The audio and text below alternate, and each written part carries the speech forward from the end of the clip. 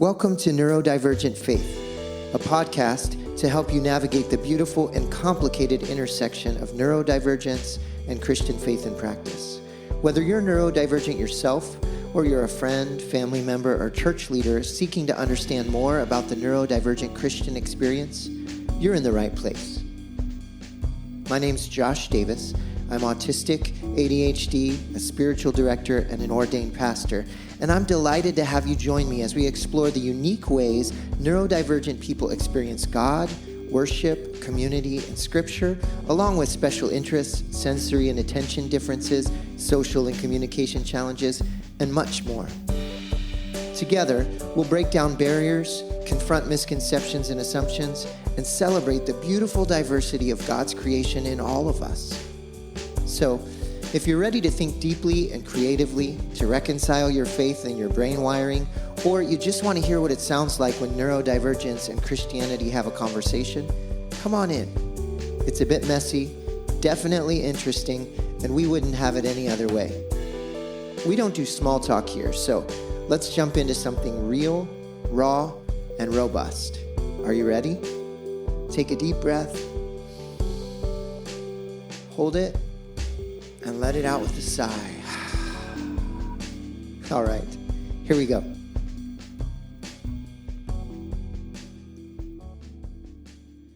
Well, hello, and welcome back. Today, as I sit down to record this podcast, I'm thinking about you. I'm thinking about those of you I've been hearing from recently, people who have reached out to me, found me on Facebook, and now we're Facebook friends, and we're able to have conversation about neurodivergence and faith. People who I see on the regular, who you come up to me and you tell me what's been meaningful to you from the podcast. People who text me from other states and other countries, your reflections, it really means a lot to me. So thank you. And I'm glad we're having this conversation together. This is part 3 of connecting with God in neurodivergent ways. So if you haven't listened already to parts 1 and 2, you might want to go back and listen to those first. You can certainly listen to this. It's a standalone episode, but you'll have more context and more theology, I think, around this concept if you were to listen to those other episodes first. So let's jump in. Today we're talking about structure and spontaneity. So when it comes to connecting with God, some of us thrive on rhythm and routine. A carefully structured time of prayer, reflection, or study that offers comfort and predictability. And others may feel connection sparked in unexpected moments, maybe a sense of awe during a walk, or an unplanned moment of expression, or a conversation that turns sacred. And for many of us, it's a complex dance between the two. I know that's what it's like for me. Structure can create a safe space for connection, especially when navigating the world around us can feel so overwhelming. But too much rigidity can stifle, while the call to spontaneity, though it's freeing, can also feel inaccessible or can feel like too much for our nervous systems if we're needing some safety and some grounding. So today we're going to dive into this tension, structure and spontaneity, and how it shows up in neurodivergent experiences of faith. You're going to hear from listeners who've wrestled with finding the balance, and they share what absolutely doesn't work for them, and they share rhythms that they have discovered do work for them. And as I respond to their stories, I want to invite you to reflect. Where do you find yourself in this tension between spontaneity and structure? And how does God meet you in the planned, in the unplanned, perhaps in both, or somewhere in between?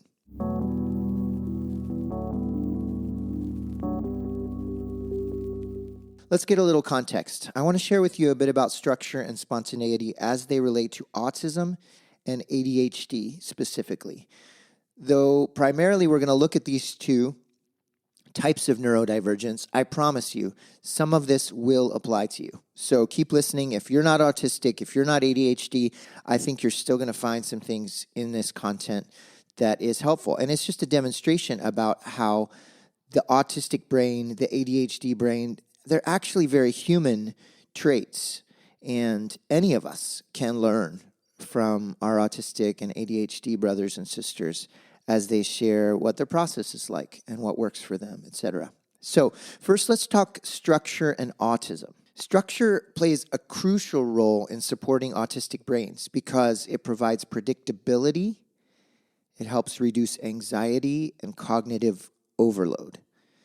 For an autistic person, the world can often feel chaotic and overwhelming, with sensory input, social demands, shifting expectations, all competing for attention. So structure offers autistic brains like mine a framework that makes daily life more navigable. Dr. Stephen Shore, who's an autistic advocate and professor, he famously said, if you've met one person with autism, you've met one person with autism. This highlights the diversity of the autistic experience. It is a spectrum. But many autistic individuals share a need for routine and structure because it creates for us a sense of safety.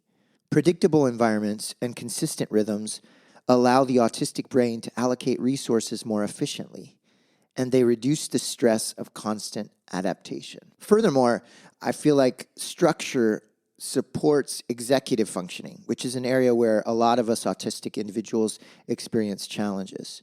Executive functioning involves planning, organizing, and shifting between tasks.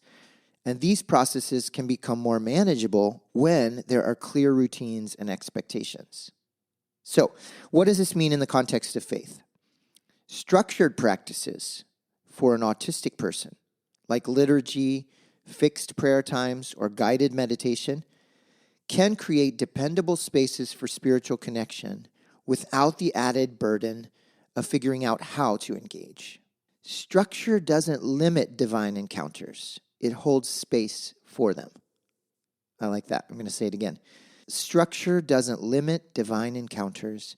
It holds space for them. In other words, having a reliable framework can open the door to deeper, more meaningful spiritual experiences by freeing up our mental and emotional energy, allowing us to be present with God and with ourselves.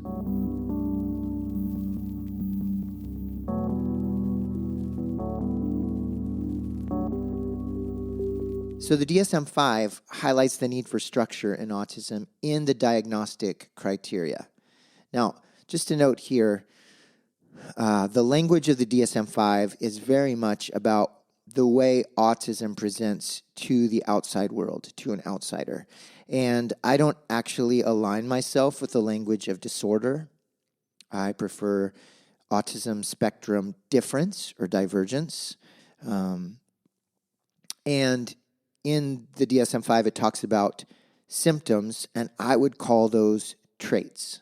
So just to be clear about that, most specifically, the need for structure appears in the DSM-5 in criterion B2, which says, insistence on sameness, inflexible adherence to routines, or ritualized patterns of verbal or nonverbal behavior. This is one of the criteria for the diagnosis of autism. So this could include extreme distress at small changes in the environment or in the routine. It might include difficulty with transitions. I'm raising my hand to all of these rigid thinking patterns and the need to follow the same daily route or eat the same food every day. Oh my gosh, I've been eating the same food for almost a year now for breakfast, a bagel, an everything bagel with cream cheese, garlic salt, and Italian seasoning. And last week, there were 2 mornings because of things out of my control where I wasn't able to eat my normal breakfast. And it just threw me. That seems hard to believe, I think, to a lot of people, but my whole day was off because I didn't eat what I normally eat for breakfast. And so then when Thursday rolled around and I was able to eat my bagel again, I can't tell you how settling that was for my mind, for my whole body.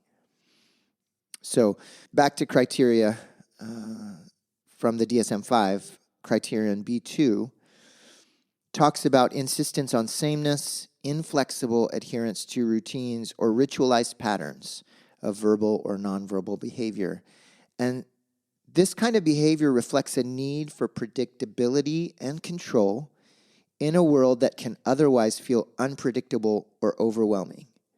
Because the autistic brain processes the world differently and can't filter out all the things a neurotypical brain is able to filter out, the world can feel so out of control, so unpredictable, so overwhelming, and it can actually just, one loud noise, for example, can send my whole nervous system into fight or flight.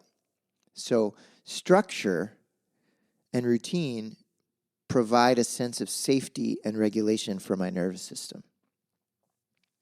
I just want to reiterate that these behaviors and preferences are not just quirks or idiosyncrasies. They actually serve vital functions. They help autistic people manage anxiety. They support executive functioning. When my brain is not having to worry about all these other things in my environment or in my routine, then I'm able to redirect that energy towards planning, decision-making, etc. And they help us make sense of a world that can feel chaotic.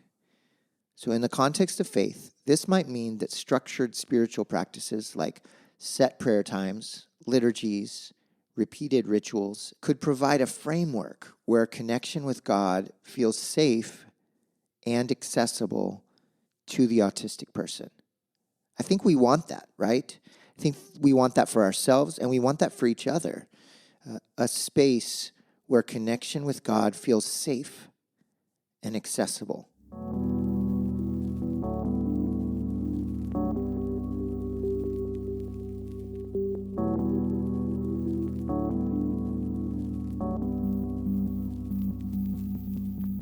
So structure is really important for the autistic brain. Now, let's talk about structure and ADHD. This is like the other side of the coin, right? So for ADHD brains, structure can be essential, but it is extremely challenging, okay? People with ADHD often experience difficulties with executive functioning, which includes skills like organizing, planning, prioritizing tasks, and managing time. Time's a big one for ADHDers. While structure provides a helpful framework, the brain's natural wiring can make it hard to maintain routines or stick to rigid schedules. The ADHD brain tends to seek novelty, stimulation, and immediate rewards, making repetitive or predictable tasks feel tedious or even painful. Okay? So this can lead to procrastination, forgetfulness, or jumping from one activity to another when the initial excitement wears off. Dr. Russell Barkley, who's a leading expert on ADHD, describes it as an issue of performance, not knowledge. ADHDers often know what to do, but struggle with doing it consistently when the moment comes. And that's because the ADHD brain is highly responsive to interest-based engagement rather than importance-based motivation. Some will say that the ADHDer has an interest-based nervous system. So this means that spontaneous bursts of inspiration might feel more natural than structured routines. In the context of faith, structured spiritual practices for an ADHDer might feel restrictive or difficult to sustain, and that might lead to guilt or shame or discouragement. But that doesn't mean that structure isn't valuable, even for ADHDers. For many ADHDers, flexible structures. So these are routines with built-in variety or routines with accountability from other people can provide enough scaffolding without stifling the need for novelty. So an ADHDer's spiritual connection might flourish through dynamic practices like conversational prayer or creative expressions of faith or exploring new ideas and perspectives.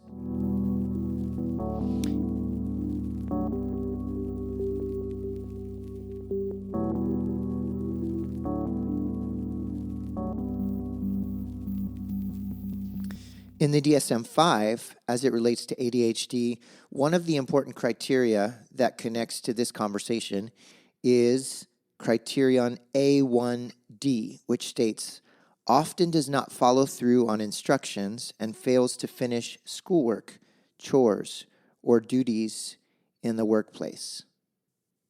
And then A1B says often has difficulty sustaining attention in tasks or play activities. So routine tasks that require sustained mental effort, like daily spiritual practices or structured Bible study, for example, can become overwhelming or boring, which leads the ADHDer to totally avoid or maybe just have all this shame around incomplete follow-through.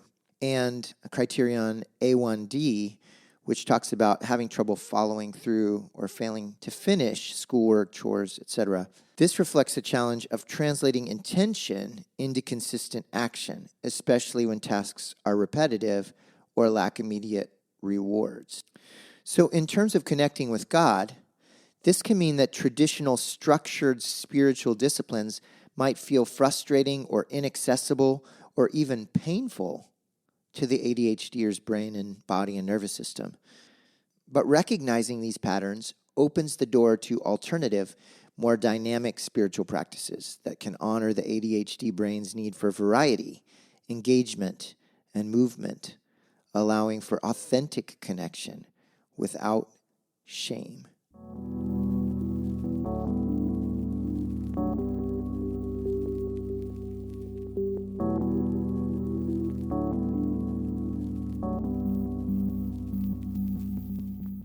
So I wanted to give you that context because you're going to hear from several different neurodivergent folk today.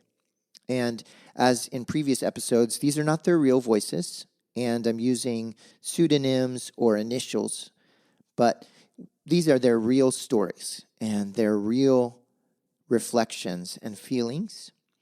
And you're going to hear as they share this tension between spontaneity and structure. Some of them, me included, were AuDHDers, autistic and ADHD. I have both inside me. So I have this extreme need for novelty and spontaneity, but I also have this extreme need for structure and predictability. You tell me how those two work together. Sometimes it feels like they are opposing cultures or like completely different languages that don't understand one another. But I also am finding ways to navigate and to provide both for my body, for my mind, for my nervous system. And I'm seeing some beautiful things result. So I may share some of those as I reflect on what I'm hearing from listeners. So let's first begin by hearing from Kay, who's an AuDHDer. Ambiguous or nonspecific instructions don't work for me. For instance, if the leader says, just pray for whatever is on your heart, that doesn't work for me. Instead, it's helpful if the leader says, let's pray for XYZ. Out of that specific direction and structure flows the ability to move into praying to God in a more spontaneous manner, but I need that direction at the beginning. Also, traditional seating doesn't work for me. It doesn't take long before all I can think about is the seat. Some seating quite literally makes my skin crawl. Also, being told to just read your Bible and think about what God is teaching you doesn't work for me. What I have found is that this causes my brain to bog down. I can't see the forest for the trees. I will look at a verse and try to understand every little detail to the level of trying to look up and understand the Hebrew or Greek. Because of this, my brain gets stuck, and it is so very difficult to take in the context of what I'm reading, because that would require me reading more than one verse. I've also found that it is actually very difficult for me to absorb information just by reading. I would then feel like I wasn't a good follower of Christ, that I couldn't do something that seemed so very simple.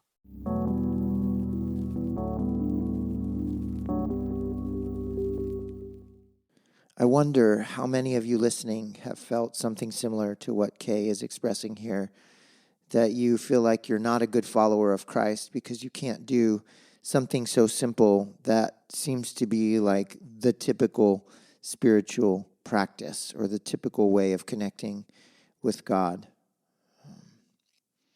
A couple things I want to point out, Kay, from what you shared. I think it's really interesting how you actually made space for the goodness of both structure and spontaneity.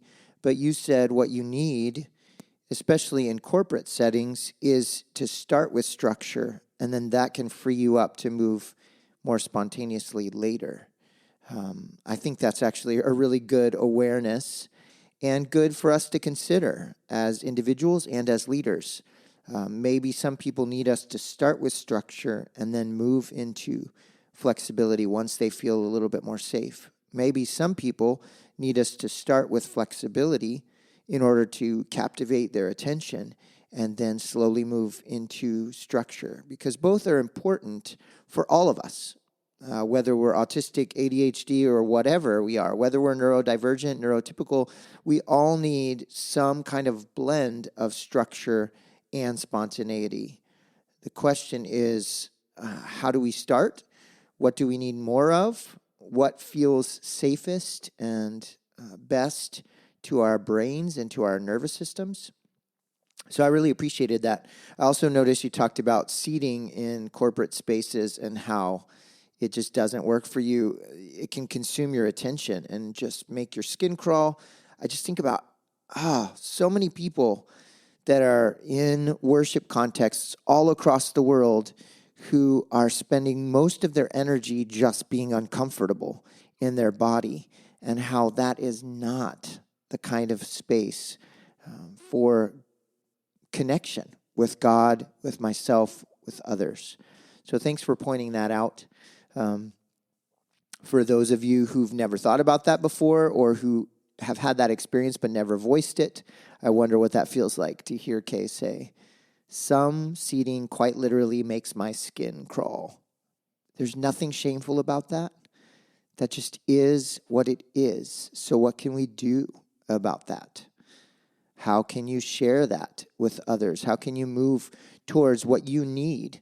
How can you ask for what you need? How can you allow others to have the information so they can make the kind of space that you need as well? All right, I kind of got off on a tangent there. That takes us back actually to the first part of this series, Connecting with God in Neurodivergent Ways, Part 1, where we talked about setting and how setting is actually really important to consider when we're thinking about connecting with God. Next, let's hear from DJ. Guided meditations and interactions work for me. Parameters are my friends. They help me focus in while allowing me to consider and not be spoon-fed an answer. All of my thoughts about that topic are engaged and considered because I always have more than just one thought about everything. So there's flexibility in processing on that one topic. And there's structure, so I don't have to engage and consider all of my thoughts about everything. Also, I appreciate when something isn't hurried, but has time parameters in it, so I know how to pace out my time processing or responding. When someone says a moment of silence or contemplation, I don't know how long that moment is. It could be a minute or 5, and I internally freak out. Should I dive deep right away and possibly be forced to sit in silence if I end too quickly, or go slow and methodically and possibly be cut off in the middle of my internal response? Neither one of those is a good option.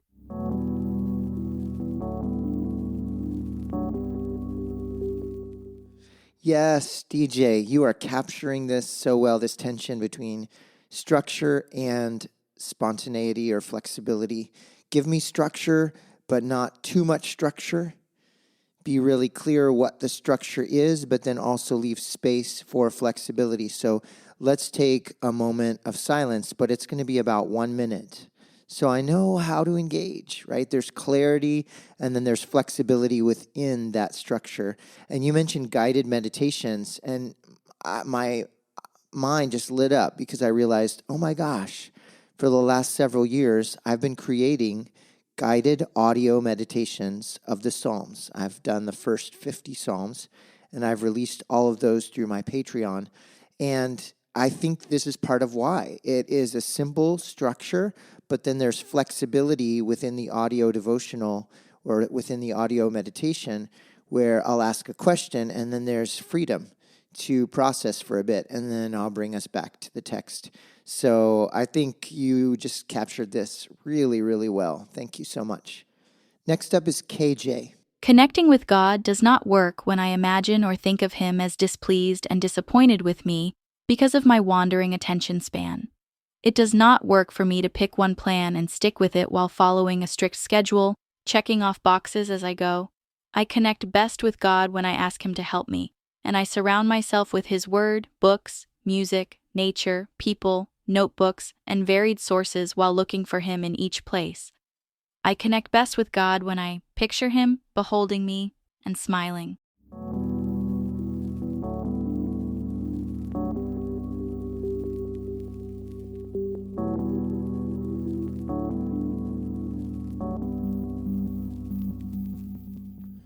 All right, so KJ here is on the more novelty or spontaneous side of things. She says what doesn't work for her is having a strict schedule and checking off boxes as she goes. But then she gives this beautiful image. I can just picture her sitting in some place surrounded by all of these options of ways to connect with God. Notebooks, music, scripture, all the different things, right? Nature, people, everything is just right around her, and she can just choose where her interest is in that moment, where she feels alive. And she looks for God in all of those places, and that really works for her. That's such a beautiful picture that you're painting for us. And speaking of pictures, I also notice that your imagination is a really key way of connecting with God. And for many of us neurodivergent people, actually for people in general, I think imagination is underrated as a way of connecting with God. But here you say, when you picture God beholding you and smiling, that leads to connection. And conversely, it doesn't work when you think of God as displeased or disappointed with you because of your wandering attention. I wonder how many of us have that image of God being displeased with us because of what we received from teachers or parents or spiritual leaders who didn't understand our brain wiring and our wandering, quote unquote, wandering attention, right? So I love that you can picture God beholding you and smiling. Yeah, so good. Lastly today, let's hear from JD. Here are some things that don't work for me in terms of connecting with God. Bible reading plans or Bible studies with regular assignments, anything that feels like a demand. The social dynamics of corporate church engagement, sermons, reading books on my own, workbooks, any kind of prayer engagement, individual or corporate, that feels like a demand. Here are some things that do work for me. Spiritual direction, singing, worship, led by competent people I trust enough. Journaling, observing, being inspired by the beauty and/or creativity of anything God has created. Parts of liturgical worship, the predictability and order.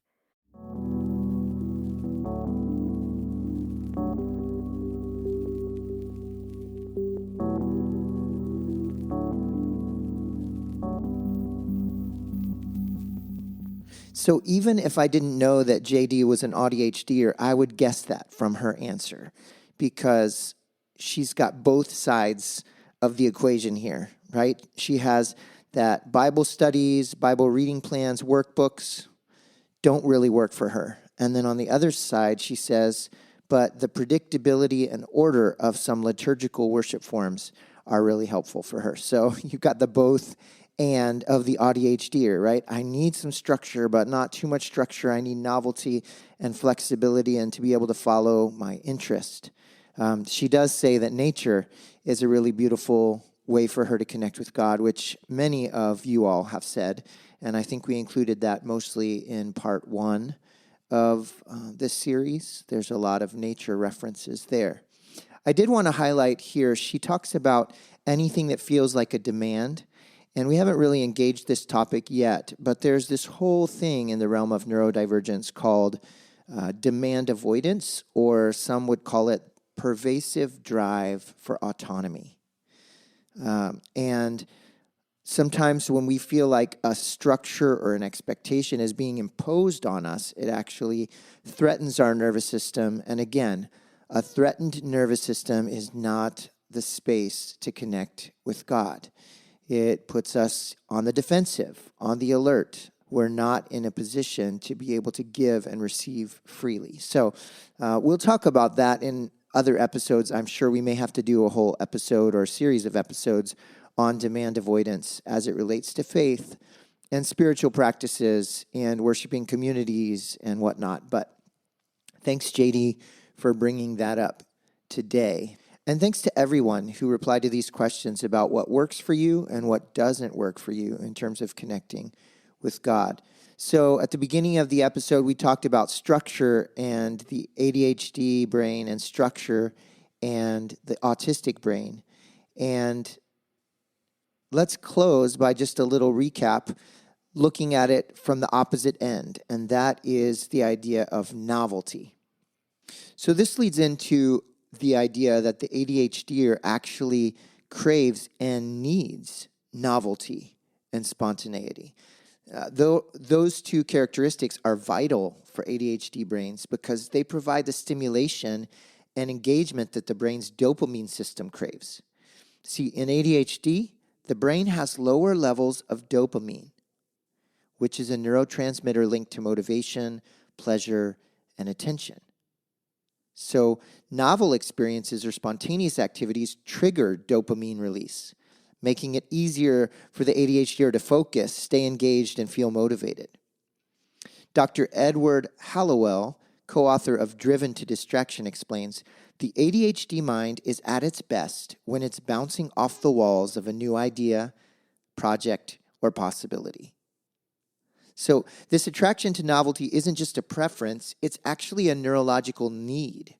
When tasks become repetitive or predictable, the ADHD brain may lose interest quickly, making structure alone feel suffocating or unsustainable. Spontaneity allows for the flexibility and creativity where ADHD brains often thrive, and rigid routines can feel restrictive. While unplanned moments provide opportunities for deep focus, and some might even say hyper-focus, when something truly captures the ADHDer's attention. Dr. William Dodson, who is an ADHD expert, describes this as, I mentioned earlier, the interest-based nervous system, where individuals with ADHD are motivated by things that are new, challenging, or urgent.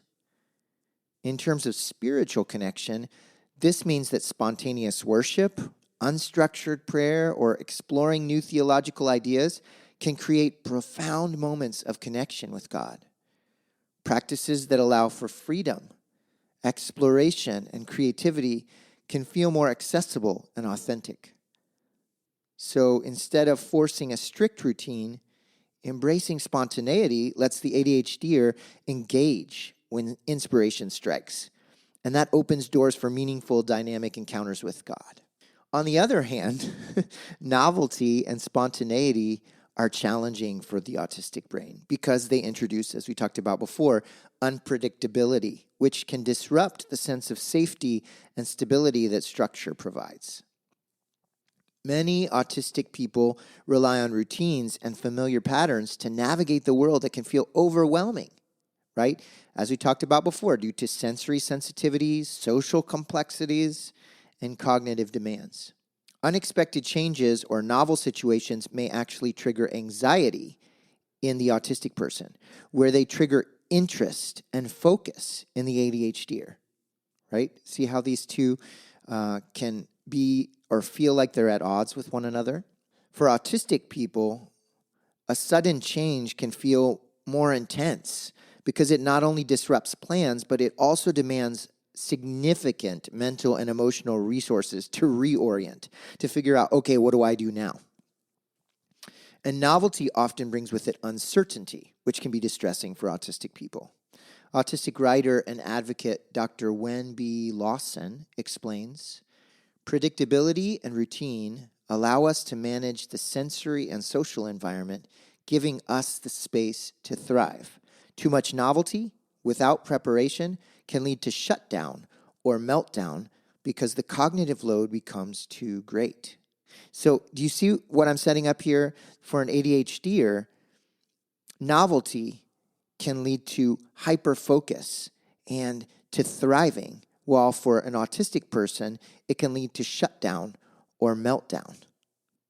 Spontaneous experiences lack the clear expectations that help the autistic brain process and respond effectively. So in spiritual context, this can mean that highly unstructured forms of worship or open-ended spiritual practices can feel inaccessible or uncomfortable to autistic people. It can actually trigger their nervous systems to go into threat mode.